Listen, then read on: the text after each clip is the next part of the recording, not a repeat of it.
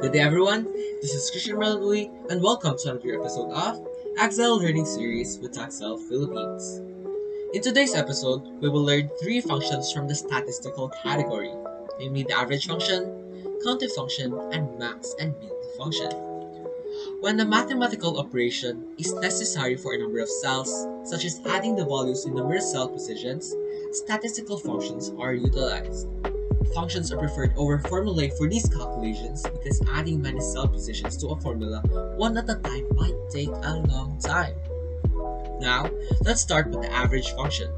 You'll be able to work out an average value of a group of numbers of any size with this function. Average is the arithmetic mean and is calculated by adding a group of numbers and then dividing by the count of those numbers. We'll use the data in this table to see how we can calculate a mean value in Excel, using the practical function called average. Imagine you need to find out how many sales per quarter, but also per employee, were made on average throughout the last year.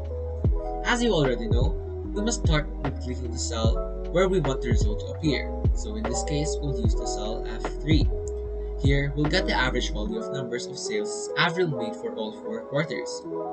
Type in the equal sign and start typing the word average. Excel will immediately offer various similar functions that start with the same letters. If you want to calculate the standard average value, double-click on average. Now, you need to specify the group of numbers from which you want to calculate average. So, we'll click on cell B3, then drag and hold it until we reach the location B3. This way, Excel receives the information that these are the numbers that need to be included for the calculation of the average. Of course, instead of clicking and dragging, you can simply type the range of selected cells into the brackets within the average function directly.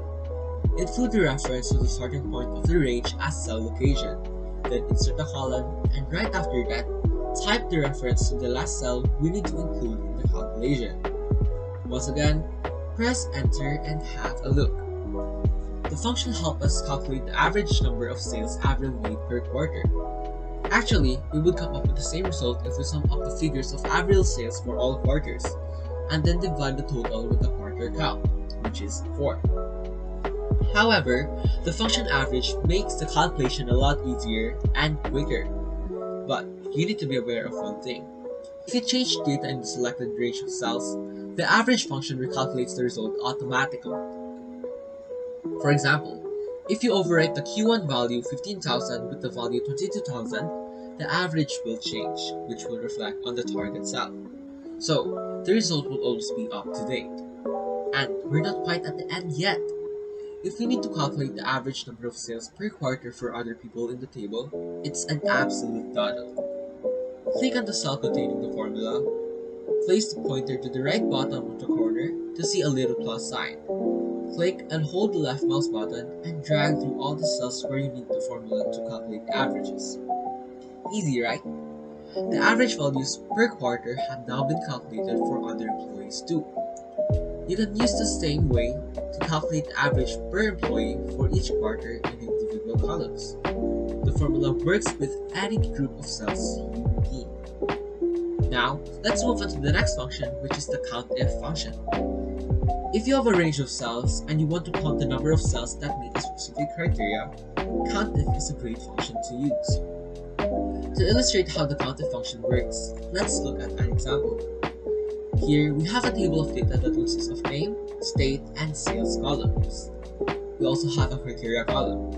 This is the value we'll use as our COUNTIF criteria later in this tutorial. To get started, let's begin by entering the COUNTIF command and an open parenthesis. As you can see, the COUNTIF function takes 2 parameters. The first parameter we will enter is the range of cells that you want to apply the criteria against. In our example, we will enter the range C2 to C13 because the criteria wants us to count how many are equal or more than $600. This is the range of cells that will be tested to determine if they meet the criteria. Then, a comma. The second criteria we will need to enter is the criteria that will be applied against the range C2 to C13. The criteria can either be a value or the reference to a cell that contains a value. In our example, we will enter E2. The COUNTIF function will test each value in the range C2 to C13 to see if it matches the criteria. Now that we have entered the two parameters, let's see what the COUNTIF function returns.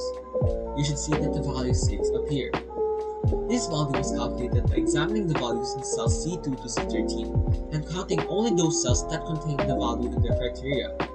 In this example, cells C3, C4, C5, C11, C12, and C13 are included in the count, so our counting function returns to the value of 6. So, for our other examples, since we're going to use this same cell range, we're going to lock in C2 to C13. So, we'll lock this by adding a dollar sign in between C and 2 and C and 13. So for that, we're going to drag this down. As you can see, the less than 600 will show the number 6, for it counts C2, C4, C5, C11, C12, and C13, which is 6. And the not equal to 450 returns to the value 10, which includes C2, C3, C4, C6, C7, C8, C9, C10, C11, and C12. Pretty easy, right? So, for our last function, we have the max and min function. These functions work quite similarly. Now, what the mean function does is that it will return to the lowest value in the range of cells. And as you would expect, the max function does the exact opposite. It will return to the maximum value in the range of cells, so these are pretty simple to construct. Let's start with min. I'm going to type in equals min. Once again, we have some very simple arguments. We're just required to select the numbers or the cell range that we want to find the minimum value of. So, I'm going to select this cell range, just here, B3 to B7. And what this is going to do is tell me which value is the lowest. So, when I hit enter, it's telling me that 623.90 is the lowest value in that range. So, I can see at a glance that for week 1, we had the lowest sales. I can do the exact same for max.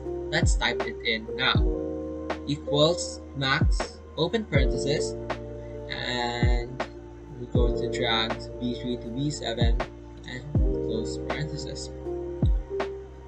Now, I have the maximum value, which is 3,095 pesos and 22 cents. Now, we just have to drag this to the right. And this one too. And now, we all have the maximum and minimum of the weekly sales report. And that is all. I hope you've had fun and learned a lot from this video. Once again, this has been Christian Marlon from Taxel Philippines. Thanks for watching.